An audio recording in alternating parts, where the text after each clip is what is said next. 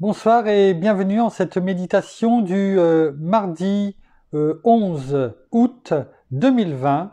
Et nous en sommes rendus à la méditation numéro 144 ce soir.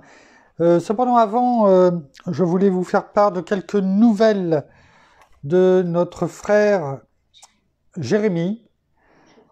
Pardon ? Oui, c'est ça. Que j'ai eu par Messenger, donc il y a une demi-heure. Je lui ai demandé un petit peu de ses nouvelles. Donc il est toujours dans l'attente de ses résultats de la prise de sang qu'il a faite mercredi dernier, parce que peut-être qu'elles sont un peu plus complètes, etc. Cependant, donc il nous a donné, il m'a listé un petit peu les dernières avancées. Donc en ce qui concerne ces gamma GT, qui normalement doit être en dessous de 50 et était à plus de 300 la semaine dernière, ont baissé de moitié, donc sont environ aujourd'hui à 150, donc encore au-dessus bien sûr de la normale, mais il y a une amélioration à ce niveau-là, donc c'est déjà une bonne avancée, nous prierons ensuite. En ce qui concerne par contre la TSH, donc qui est, pour ceux qui ne connaissent pas, la thyroïde, les résultats pour la thyroïde, eux, quant à eux, avaient augmenté, donc peut-être qu'il y a aussi un problème à ce niveau-là. En revanche, il me signalait qu'il avait toujours des douleurs au niveau du cœur, et il était dans l'attente d'une IRM au niveau du cœur, et il attend toujours le rendez-vous qu'on doit lui donner. Ça fait déjà plus de 15 jours qu'il l'a demandé, mais bon, c'est long, peut-être aussi avec les vacances d'été, etc. aussi. Donc, voilà, on essaiera de vous donner, en tout cas, je lui ai dit que nous partagerons en tout cas les nouvelles au fur et à mesure donc qu'elles nous parviennent. Et nous te remercions, Père. Nous te remercions, Seigneur. Merci, bien-aimé Saint-Esprit. Déjà pour la première nouvelle qui est la diminution des gamma GT, mais nous savons que tu ne fais jamais les choses à moitié. Fais quelque chose, tu le fais bien et jusqu'au bout, car tu n'es pas un Dieu qui fait les choses de façon tiède.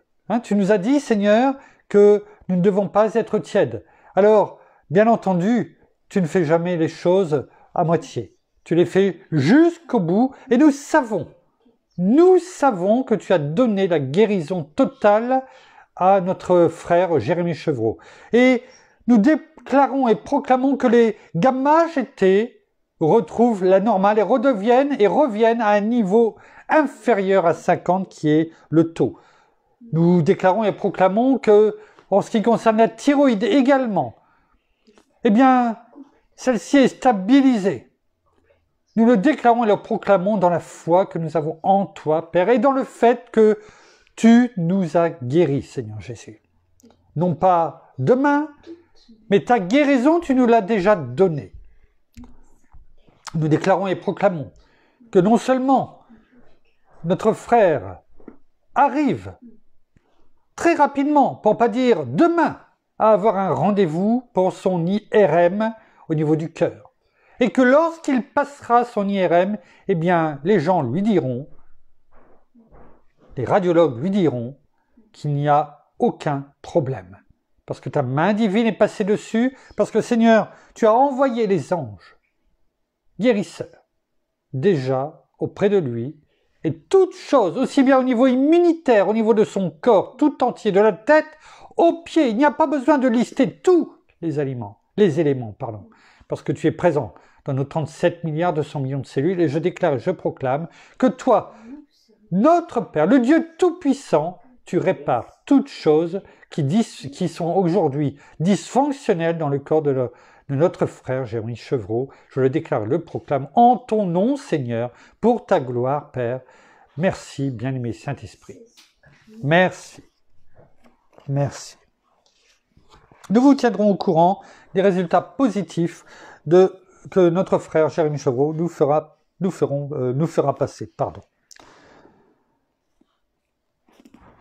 Donc nous en sommes arrivés aujourd'hui et rendus à la méditation numéro 144 dans le livre Les Psaumes des temps modernes de notre ami pasteur Jean-François Denis. Je l'ai eu hier au téléphone, comme je vous disais, et effectivement, donc, il sait que nous avons demandé des livres. La seule chose qu'il est en train de regarder, c'est comment cela va se passer pour l'envoi, parce que les frais d'envoi sont extrêmement onéreux. Je dirais presque, pour même un livre, ou pour, comment dirais-je, oui, c'est ça, pour un livre, eh bien, étant donné la grandeur, l'épaisseur du livre, eh bien, il nous disait que c'était pratiquement 80 dollars canadiens, c'est-à-dire l'équivalent de 3 fois le prix du livre. 3 fois le prix du livre pour l'envoyer. Donc, il était en train de regarder pour trouver d'autres solutions, et notamment le fait qu'il y ait une maison d'édition sur la France qui reprenne l'édition du livre, même s'il ne touche aucun centime. Il était prêt à laisser les droits de publication du livre, parce que le but, ce n'est pas de gagner de l'argent sur ce livre, mais qu'il soit répandu dans les familles francophones, afin que vraiment les cœurs soient touchés par rapport à ce qu'il a été oint. Voilà, les dernières nouvelles, donc là aussi, nous vous tenons au courant. Le titre de ce psaume de ce soir des temps modernes, alors il est un petit peu en avance, et quand on regarde la chaleur qu'il fait dehors, on pourrait se poser des questions, mais il y a des endroits dans le monde où, eh bien, c'est décalé. C'est-à-dire, lorsque l'hiver est là, eh bien, c'est l'été là-bas. Et il y en a qui fêtent, parce que ça va être le titre de ce soir, Noël, les pieds dans l'eau. Alors, ça va être Noël avant l'heure, et nous allons en parler avant l'heure. Nous prenons les psaumes comme ils viennent. Hein? C'est ce que nous avons dit. Et nous ne commençons pas à sauter un psaume, tout simplement parce qu'il parle d'un moment qui n'est pas, je dirais, et qui est encore à quelques mois de nous. Mais nous savons que toute chose est bonne à tout moment. Le titre de ce soir, c'est Noël, c'est bien plus qu'une fête commerciale, c'est avant tout la venue sur terre d'un être très spécial. Encore une fois, Noël arrive à grands pas. Et pour plusieurs, une pression supplémentaire s'ajoute sur nos bras. Nous souhaiterions tellement et davantage donner. Mais la réalité est que trop souvent, nous sommes prêts à s'endetter afin de suivre cette course aux achats effrénés dans ce rythme déchaîné établi par notre société. Il est vrai que la beauté de Noël, c'est de s'oublier, pour mieux penser à tous ceux que l'on aime et à notre parenté. Mais Noël, c'est aussi et avant tout un temps dans l'année pour s'arrêter et réaliser qu'il y a plus de 2000 ans, un Sauveur nous est né. Et un Fils nous a été donné, afin d'accomplir en obéissance à son Père une incroyable destinée, c'est-à-dire celle de sauver l'humanité de tous ses péchés. Combien de temps encore regarderons-nous Noël comme une simple fête commerciale, plutôt que de considérer comme un événement marquant en cet anniversaire tout à fait spécial? Spécial en ce fait que ce Dieu divin s'est fait chair et s'est humilié en ce Jésus, son Fils devenu humain. Spécial en ce fait qu'il a volontairement donné sa vie pour qu'aujourd'hui, toi et moi puissions vivre pleinement à travers lui. Spécial de par son amour, sa nature et qui il est. S'étant délibérément abaissé pour une race qui un jour le mépriserait. Spécial en ce que par notre indifférence, il désire toujours, aujourd'hui, dans notre vie, faire la différence. Spécial en ce que malgré trop chargé par toutes nos préoccupations et nos festivités, Il demeure là, patient, toujours présent et prêt à nous écouter. Noël, c'est bien plus que tous ces cadeaux qui s'échangeront avant ou après l'apéro. Noël, c'est une simple pensée, un mot, une parole, voire un geste qui ranime l'espoir et les rêves dans tous les cœurs, même les plus modestes. Noël, c'est aimer et apprécier ce que nous avons, plutôt que de regarder à ce que nous n'avons pas et à ce que nous manquons. Noël, c'est en venir à être capable d'aimer l'être humain, peu importe sa condition. Noël, c'est savoir donner à notre prochain ce que nous avons, et ce, sans restriction. Car ce faisant, c'est le cœur de notre Père Céleste que nous bénissons.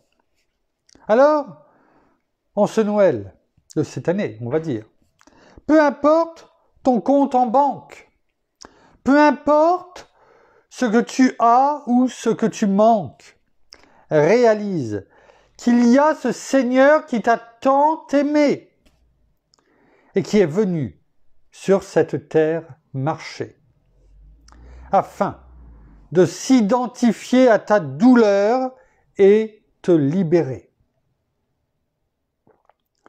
Pour toi et moi, il s'est volontairement livré, pour qu'à travers ce sacrifice, nous reconnaissions son amour et sa bonté, nous poussant à découvrir qui il est à travers sa majesté, et en venir de notre bouche à le découvrir et à le confesser.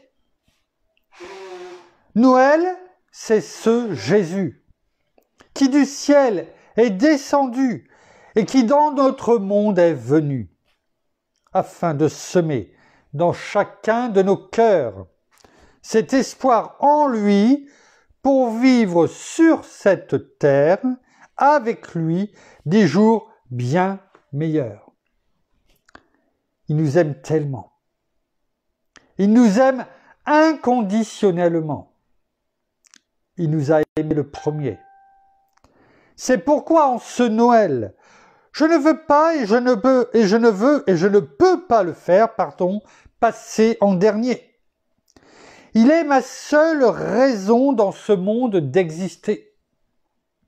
Alors, méditons ensemble sur cette simple pensée pour qu'en ce Noël, nous en arrivions à penser à lui en premier.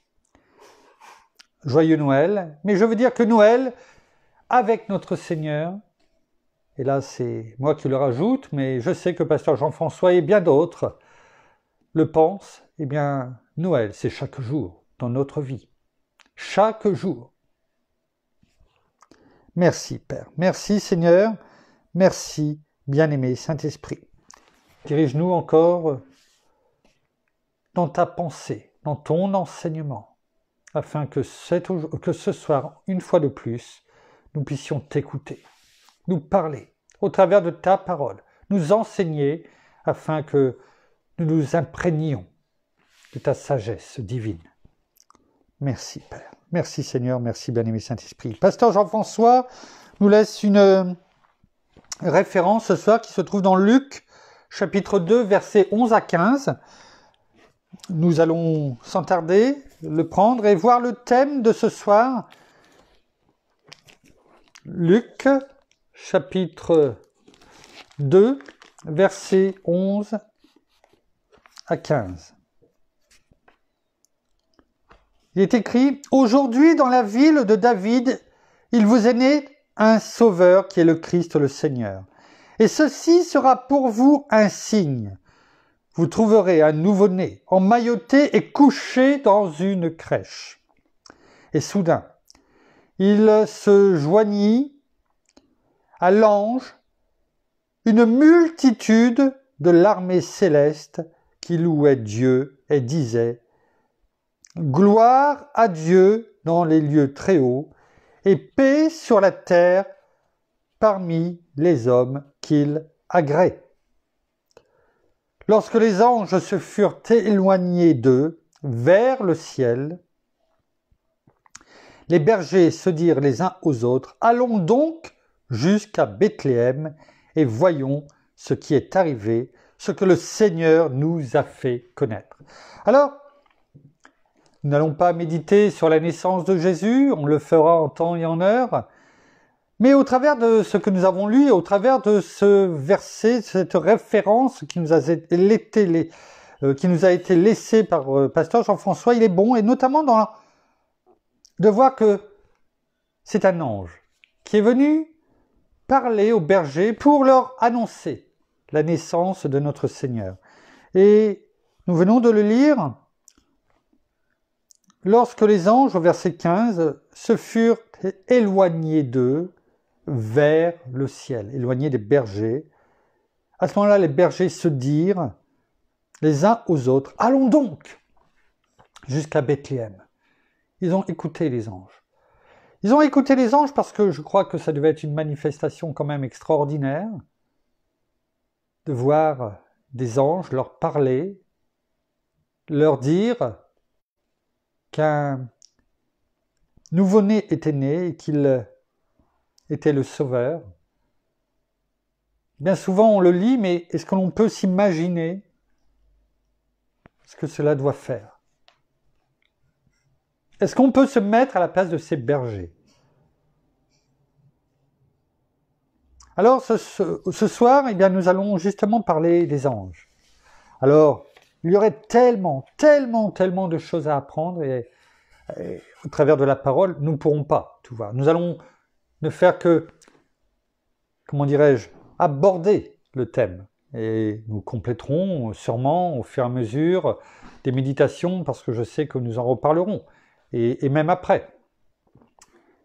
Parce que lorsque le Seigneur est né, eh bien, on peut le voir.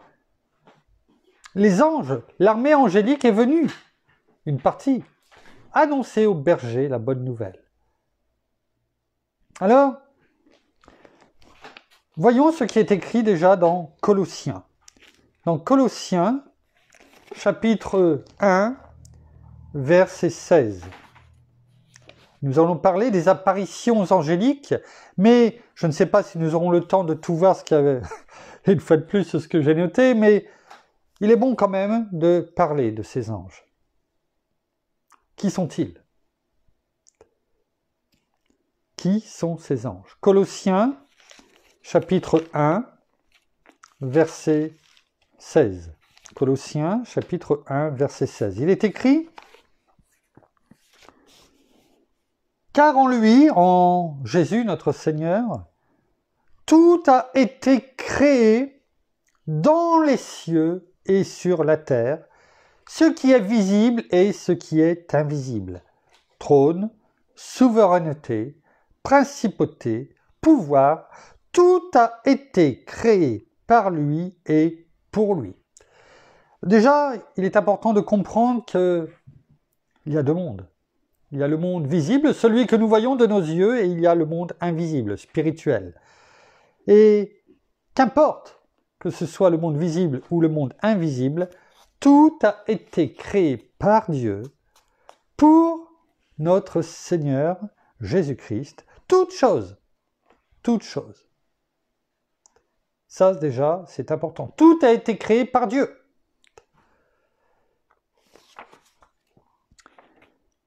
Les choses visibles et invisibles. Dans Néhémie, chapitre 9, verset 6, il est écrit: c'est toi, Éternel, toi seul qui as fait les cieux des cieux et toute leur armée, la terre et tout ce qui est sur elle, les mers et tout ce qu'elle renferme. À tout cela tu donnes la vie et l'armée des cieux se prosterne devant toi. On avance. Qui est cette armée des cieux? On peut voir une fois de plus que la parole nous dit que tout appartient à Dieu, qu'il a tout créé, toutes choses. Toutes choses. Des anges aussi.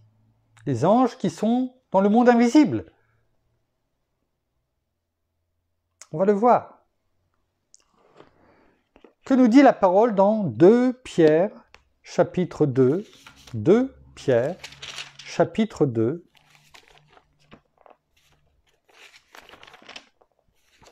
excusez-moi, j'ai beaucoup de papier ce soir.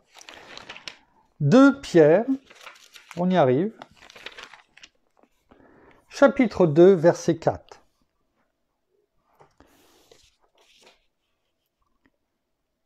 Car si Dieu n'a pas épargné les anges, car si Dieu n'a pas épargné les anges, tout a été créé par Dieu, les anges ont été créés par Dieu. Nous ne les voyons pas, ils sont dans le monde invisible. Vous voyez déjà, on a cerné qui étaient les anges. Car si Dieu n'a pas épargné les anges qui avaient péché, vous doutez un petit peu de qui ça peut être, mais les a livrés et précipités dans des abîmes de ténèbres où ils sont retenus en vue du jugement. À travers de ces versets, on apprend que Dieu a créé les anges, parce qu'il a créé toutes choses. Et que, à un moment donné, il y a des anges qui ont péché, qui se sont détournés, qui ont voulu se détourner. Et là, on fait référence, bien sûr, à Lucifer, l'archange Lucifer, qui a voulu prendre la place de Dieu et qui est parti chasser des cieux, du royaume de Dieu, avec un tiers des anges. Et où sont-ils? La parole nous le dit.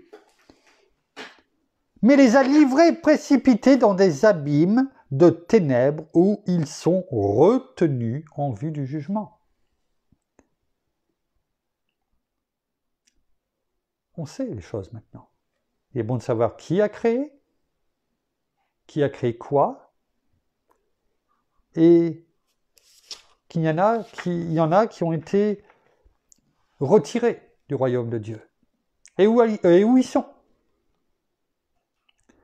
Donc, on comprend mieux pourquoi nous avons à combattre en nous revêtant de l'armure de Dieu dans Éphésiens 6, versets 10 à 18, et quand on décrit les esprits du mal dans les lieux célestes, etc., les dominateurs des ténèbres d'ici-bas, les dominations, les dominateurs, on comprend mieux qui ils sont, et bien entendu, quand on comprend qui ils sont, on sait s'ils sont un tiers, on sait qu'il y a 2 tiers de l'autre côté. Ces anges qui sont là et qui écoutent et qui répondent à la parole de Dieu. Regardez ce qui est écrit maintenant dans... juste une petite chose, pour finir sur le verset de 2 Pierre, chapitre 2, verset 4. Lorsqu'il est dit que il les a livrés et précipités dans des abîmes de ténèbres parce qu'ils ont péché, ça veut dire qu'ils ont une conscience, un jugement moral. Parce que s'ils ont péché, c'est qu'ils avaient conscience des choses qu'ils faisaient. Donc ils ont une conscience, un jugement moral pour discerner le bien et le mal aujourd'hui, en tout cas. Même s'ils se sont fait, entre guillemets, si je puis me permettre, rouler dans la farine par un bon parleur, qui aujourd'hui les a menés à ne plus être dans le royaume de Dieu. Regardons ce qui est écrit dans Hébreux. Hébreux, chapitre 1er, verset 14. Et nous allons comprendre qui sont pour nous et leur ministère, on va dire, le ministère angélique. C'est quoi leur ministère? Dans Hébreux 1, verset 14, on le voit. Il est écrit: ne sont-ils pas tous, en parlant des anges, des esprits au service de Dieu? Donc on voit qu'ils sont au service de Dieu, tous, en tout cas ceux qui n'ont pas été déchus, au service de Dieu, et ils sont des esprits. Ça veut dire qu'ils sont dans le monde invisible. On avance petit à petit, on apprend. On n'apprendra pas tout ce soir, mais on apprend pour ne pas faire d'erreur. Si un jour on se retrouve devant un ange. Donc il est bon de comprendre. Ne sont-ils pas tous des esprits au service de Dieu, envoyés? C'est-à-dire qu'ils sont envoyés. Ce n'est pas nous qui les appelons. Ils sont envoyés pour exercer un ministère, donc ils ont un ministère angélique, en faveur de qui? En faveur de ceux qui doivent hériter du salut, c'est-à-dire les saints, les enfants de Dieu. Ce verset 14 d'Hébreux 1 est très important, parce que nous comprenons qui ils sont. Ce sont des esprits, ils sont dans le monde invisible.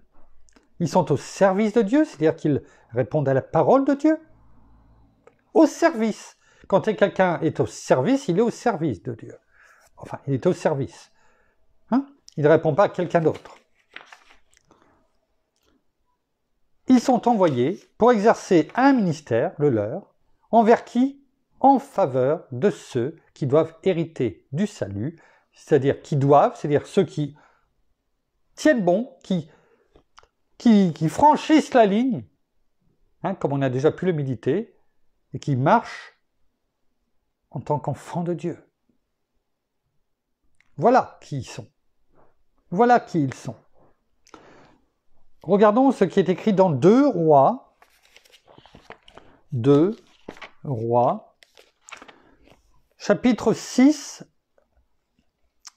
verset 17. Et là, on parle d'Élisée. Élisée qui pria en disant « Éternel, ouvre ses yeux ». Vous allez voir, ça va vous rappeler quelque chose.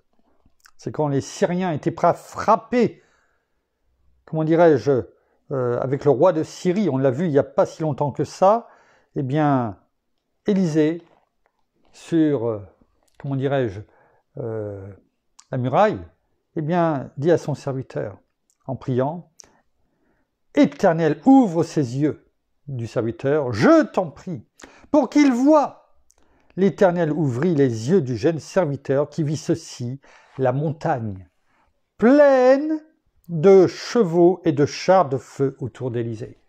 L'armée céleste. Vous voyez, toute cette armée céleste que Dieu a créée. On la voit ici. La parole le dit. Des anges qui étaient là avec leur épée flamboyante et leurs chars de feu. Et on connaît, on a pu voir la fin, l'armée syrienne est repartie. Parce que ceux qui étaient avec eux, dans l'armée céleste, avec Élisée et le serviteur, étaient bien plus nombreux que ceux qu'ils voyaient. Donc c'est important de voir que les anges sont là, envoyés par Dieu pour ceux qui ont le cœur droit, qui prient. Et ils sont envoyés. Ils ont été envoyés par réponse à la prière. Élisée n'a pas dit « Je demande aux anges de venir ». Il a dit « Éternel, ouvre ses yeux, je t'en prie, pour qu'il voie ». C'est-à-dire par la foi. Élisée savait que l'Éternel répondrait à sa demande et qu'il montrerait, en ouvrant les yeux spirituels de son serviteur, afin qu'il voie l'armée céleste qui était là. Merci, Père. On avance, on repart dans le livre des Hébreux. On fait des va-et-vient entre l'Ancien Testament et le Nouveau. C'est bon. Merci. Toute la parole est bonne pour enseigner, reprendre, fortifier. Hébreux 13, versets 1 et 2. Il est écrit persévérez dans l'amour fraternel. N'oubliez pas l'hospitalité, car en l'exerçant, quelques-uns, à leur insu, auront logé des anges. Ah, ça veut dire quoi, ça? Ben, ça veut dire qu'ils peuvent aussi prendre une apparence. Ce sont des esprits, ils peuvent prendre une apparence aussi physique. La preuve, la parole. Car, n'oubliez pas l'hospitalité, à leur insu ont logé des anges. C'est pourquoi nous pouvons, oui, si, comme Élisée a prié, que nos yeux, par notre Père, soient ouverts, afin que nous puissions voir l'invisible, glorieux. Mais nous pouvons aussi voir de nos yeux physiques des anges. On l'a vu entre nous aussi, lorsque l'on a pris et on a parlé, médité sur Abraham avec Lot. Les anges qui ont vu que Abraham a vu, et ces mêmes anges qui ont été à Sodome et Gomorrhe et qui ont fait sortir Lot, sa femme, ses 2 dernières filles.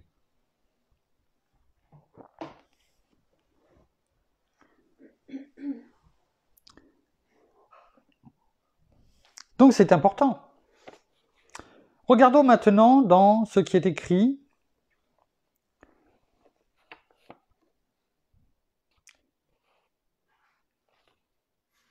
dans Apocalypse. Excusez-moi, je regarde par rapport au temps. Dans Apocalypse, chapitre 5, verset 11. Je regardais. Donc là, on parle de l'apôtre Jean, qui avait été ravi en esprit lorsqu'il était sur l'île de Patmos et à qui il a été confié non seulement de voir, mais aussi de rédiger le livre de l'Apocalypse, le livre des révélations.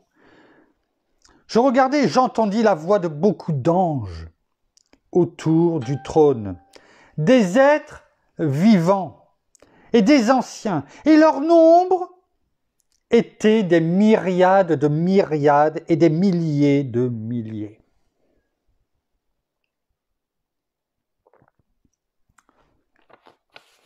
Combien sont-ils? Bien sûr, on ne pourra pas en donner le nombre exact, mais il est bon aussi, parce que on pourrait se demander, mais vu le nombre de personnes qu'il y a sur la Terre, est-ce que l'on peut avoir autant d'anges? Est-ce qu'il est possible d'avoir autant d'anges qu'il y a de personnes sur la Terre? C'est une question qu'on peut se poser. Combien peuvent-ils être? Il y en a beaucoup qui nous sont envoyés à notre service. Et à ce moment-là, s'ils sont là, ils ne peuvent pas être ailleurs. Et c'est un fait. Ils ne peuvent être qu'à un endroit à un moment donné. Ils ne sont pas omniprésents.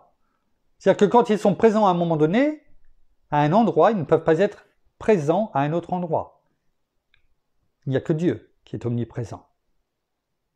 Mais cela donc veut dire qu'il en faut beaucoup. Sinon, il y a des endroits où ils ne peuvent pas combattre. Eh oui.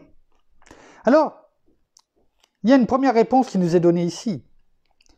Et leur nombre, c'est ce qu'il voyait l'apôtre Jean, était des myriades de myriades et des milliers de milliers. Ça veut dire quoi, ça? Déjà, quand on regarde la définition de myriade, je ne l'ai pas noté, parce que je n'ai pas eu le temps aujourd'hui, mais qu'importe. Cela veut dire, quand on parle de myriade, ça veut dire un chiffre infini. Tellement grand qu'on ne peut pas le décompter. Au niveau mathématique, myriade, parce que bien souvent on dit, oui, mais moi je ne crois pas. Il y a des athées ou d'autres qui ne voient que par la science les faits. Ça veut dire quoi, myriade, en mathématiques? Mathématiques, ça veut dire 10 puissance 4. Je ne suis pas un fou de mathématiques, j'ai simplement été recherché. Au niveau scientifique, mathématiques, c'est 10 puissance 4, c'est-à-dire 10 000. Et si l'on fait 10 000 fois 10 000, ne serait-ce que ça, 10 000 fois 10 000, des myriades de myriades. On va en prendre simple, hein, on va faire simple. 10 000 fois 10 000, on arrive déjà à 100 millions. Ça commence à faire du nombre, hein? Mais vous allez me dire, oui, mais ça ne fait pas des milliards. Et on est d'accord. Et déjà, moi je vous ai parlé de myriades au singulier. Alors que la parole nous parle de myriades au pluriel. Myriade avec un S, de myriade avec un S. Donc, ça veut dire des centaines de millions et des centaines de millions. On est d'accord. On ne prend simplement que la forme grammaticale de la parole et la formule mathématique du monde. Donc nous sommes déjà en présence de centaines de millions et de centaines de millions et de centaines de millions d'anges. Mais ensuite, c'est écrit de milliers et de milliers. Étaient des myriades de myriades et des milliers de milliers. C'est-à-dire que les myriades et des myriades au pluriel étaient eux-mêmes des milliers et des milliers. Ce qui fait qu'on arrive à des milliards et des milliards. Et quand je dis des milliards et des milliards, c'est des billiards, des billions, comme on dit. C'est-à-dire des billiards, c'est-à-dire des millions de milliards. On pourrait dire que, tout comme ce que la science a pu démontrer un peu aujourd'hui, eh bien, dans notre galaxie, simplement dans notre galaxie, on estime qu'il y a entre 200 et 400 milliards d'étoiles. Dans notre galaxie, hein, dans celle où la Terre se situe, il y a entre 200 et 400 milliards d'étoiles. Et dans, entre guillemets, l'univers connu, aujourd'hui, il y a, on estime, entre 100 et 200 milliards de galaxies. Sachant qu'une galaxie, comme la nôtre, a entre 200 et 400 milliards d'étoiles. Alors imaginez ces milliards, enfin c'est un chiffre tellement infini. Dieu a tout créé. Et on peut dire que, sans trop se tromper, qu'il a dû créer autant d'anges qu'il a créé d'étoiles, de galaxies. C'est-à-dire que, effectivement, on peut dire sans se tromper, oui, il y a largement de quoi en anges pour les 8 milliards environ, pas tout à fait, de personnes qu'il y a sur la Terre. Et il y en a beaucoup plus que cela. C'est des chiffres infinis. Simplement en analysant la parole, en regardant, sans dire oui, par la foi. Non, en analysant tout simplement. Et par la foi, effectivement, on sait qu'il y en a des milliards, des centaines de milliards, des millions de milliards. Ce qu'on appelle des billiards. 10 billiards, c'est-à-dire c'est des millions de milliards. Et ça, c'est une évidence, c'est le cas.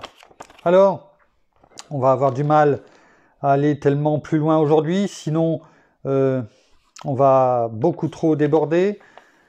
Ce qui est important, c'est d'avoir aujourd'hui démontré et vu, au travers de cette première partie sur l'armée angélique, il y a des apparitions angéliques. Il y a des apparitions angéliques, la parole nous en donne beaucoup d'exemples.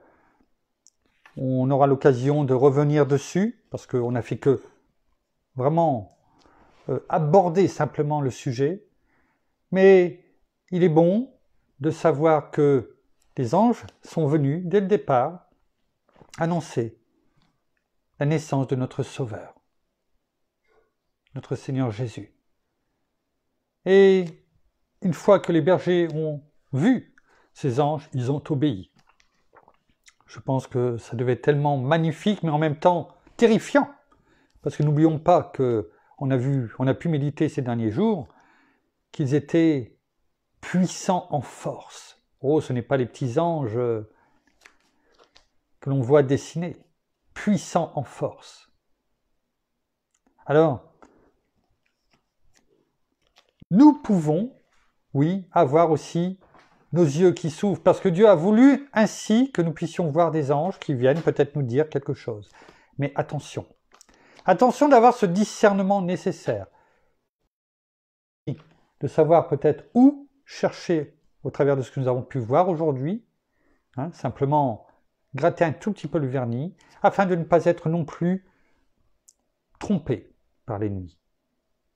Parce qu'il y a un tiers des anges qui ont été déchus, et n'oublions pas que Satan se déguise lui-même en habit de lumière. Donc, il peut nous donner un message trompeur, en nous faisant croire que c'est un ange qui vient nous faire une révélation. Sachons tout simplement aussi de laisser notre bien-aimé Saint-Esprit œuvrer en nous afin que nous ayons ce discernement, afin de savoir si c'est un ange ou pas. Déjà, on a pu avoir quelques éléments de réponse en sachant que les anges, c'était un ministère angélique, mais aussi qu'ils ne répondaient qu'à la voix de Dieu, à la parole de Dieu. Jamais un ange ne va vous demander, et on peut le voir à travers la parole, de vous prosterner devant lui, de l'adorer. Un ange ne viendra pas dire je te dis, etc., de faire ça. Non. Il parlera au nom de Dieu. Dieu m'a dit, Dieu t'a dit. Ça, c'est important. Si ce n'est pas cela, si l'ange veut te faire croire qu'il faut l'adorer, que tu peux t'agenouiller devant lui, parce que, quelque part, je vous dis, je me mets un petit peu à la place des personnes, de nos frères et sœurs, de l'apôtre Jean, dans l'Apocalypse, qui est tombé à terre.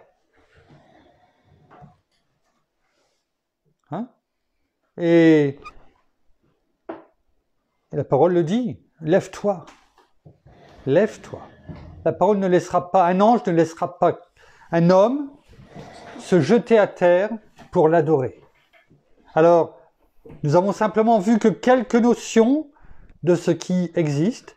On sait que ce sont des esprits qui sont dans le monde invisible, qui répondent à la parole de Dieu, qui nous sont envoyés dans leur ministère pour nous, entre guillemets, servir, en tout cas et nous garder dans toutes nos voies, comme il est dit dans le psaume 91 au verset 11, si je ne me trompe pas.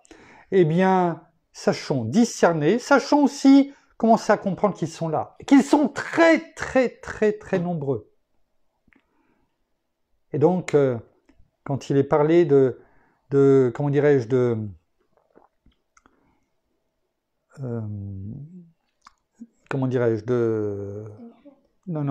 légions d'anges, qui nous ont été donnés, envoyés pour un ministère, eh bien, ça représente 80 000 anges. 12 légions d'anges représentent environ 80 000 anges. Oui, ça paraît beaucoup, mais ce n'est rien à côté de ces myriades et de myriades au pluriel et de milliers. Alors merci Père, merci Seigneur, merci bien-aimé Saint-Esprit pour ce ministère angélique que tu as créé, tous ces anges que tu as créés afin qu'ils soient au service de tes enfants, de ceux pour qui, eh bien, le salut est accordé. Tout simplement lorsqu'ils viennent et reçoivent le Seigneur Jésus dans leur cœur et qui marchent dans la droiture et dans le chemin d'intégrité jusqu'au bout. Merci Père, merci Seigneur, merci bien-aimé Saint-Esprit. Nous terminons par la prière. Oh, merci Seigneur encore bien pour ton enseignement de ce soir. Merci parce que oui, tu ouvres nos yeux et tu nous montres dans le monde spirituel ce que les anges sont et comment ils sont tout autour de nous. Oui, merci d'envoyer les anges autour de nous afin de nous garder dans toutes nos voies, comme tu nous le dis, afin de nous protéger, de nous garder dans tout ce que nous faisons, dans tout ce que nous entreprenons dans nos vies.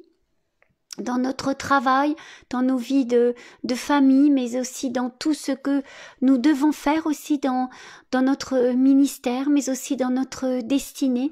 Merci encore pour cette aide précieuse qui est là, à côté de nous. Merci parce que, oui, c'est toi qui les as créés, Père, afin que ils puissent nous aider et nous fortifier aussi quand nous en avons besoin, comme l'ange est apparu aussi pour fortifier, pour relever aussi notre Seigneur dans le jardin de Gethsémané. Eh bien, il l'a fortifié, il l'a relevé, afin que il puisse avoir cette force d'aller jusqu'au bout. Alors même si par moments, eh bien, nous sommes fatigués, eh bien, nous savons que tu envoies les anges tout autour de nous, même dans nos difficultés. Et ce n'est pas nous qui devons envoyer les anges, ce n'est pas à nos ordres qu'ils obéissent, mais c'est à ta parole, Père. Et c'est toi qui les envoies là où nous en avons besoin, là pour nous aider, pour nous encourager, pour nous fortifier également, mais aussi pour libérer toutes choses. Alors merci pour ces anges, eh bien, qui sont là tout autour de nous avec leurs chars de feu et puis eh bien toutes leurs armes et qui sont là prêts à combattre avec nous.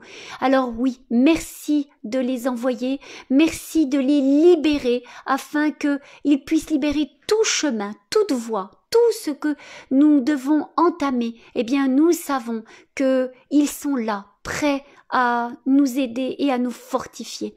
Alors merci Père, merci Seigneur Jésus, merci bien-aimé Saint-Esprit, encore de nous éclairer avec la parole, afin que nous puissions comprendre, mais aussi de nous donner aussi ce discernement, de savoir quel ange eh bien, est auprès de nous, et afin que nous ne trompions pas et que nous ne parlions pas à un ange simplement pour lui ordonner des choses ou simplement pour lui obéir. Eh bien, sachons que c'est toi qui les envoie et c'est à toi qu'ils obéissent et non à nous. Alors merci pour cette aide précieuse, merci encore pour tous tes bienfaits et tes bénédictions dans le nom de Jésus. Amen. Amen. Oh, merci, merci, merci. Voilà, ainsi s'achève la méditation de ce soir, qui n'était que les prémices, si je puis me permettre, donc, de ce que est ou sont les anges et le ministère angélique. Nous reviendrons dessus et on essaiera de faire, je dirais, aussi des compléments d'informations au travers même d'autres personnes qui pourront intervenir, d'autres ministères. On va préparer cela et voilà, ça me vient comme ça, c'était pas prévu, mais je pense qu'il y aura des choses à faire afin que, voilà, que le voile se retire et que on puisse répondre peut-être quelquefois à des interrogations de personnes dans le monde catholique. Hein. Nous aimons les catholiques et là aussi il y a beaucoup de choses qui sont où ils se fourvoient parce que voilà, ils sont simplement pas enseignés.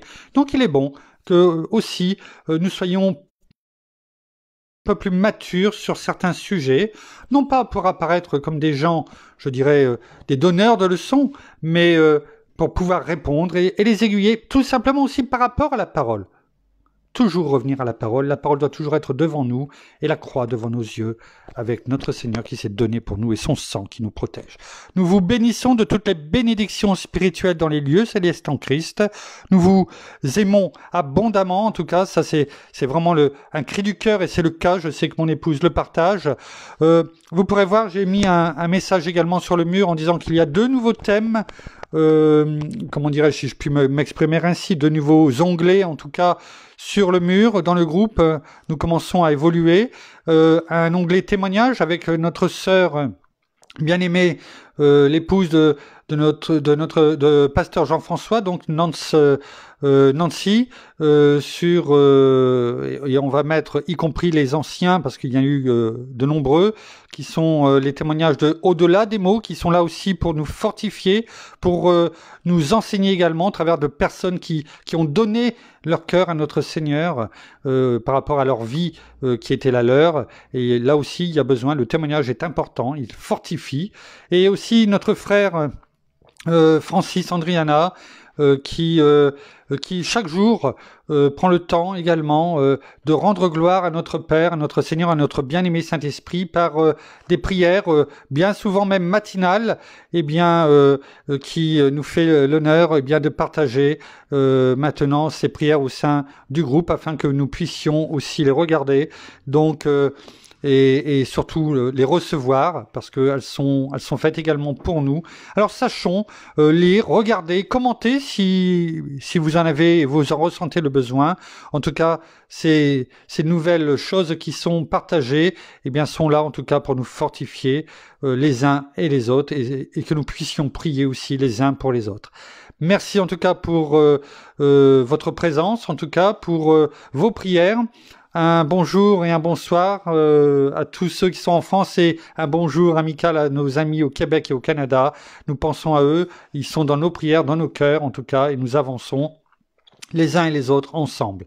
Nous vous donnons rendez-vous demain mercredi, donc normalement au même endroit, ça c'est sûr, à la même heure, normalement également, 19h. En tout cas, soyez bénis. Nous vous souhaitons une très bonne soirée. À demain. Au revoir.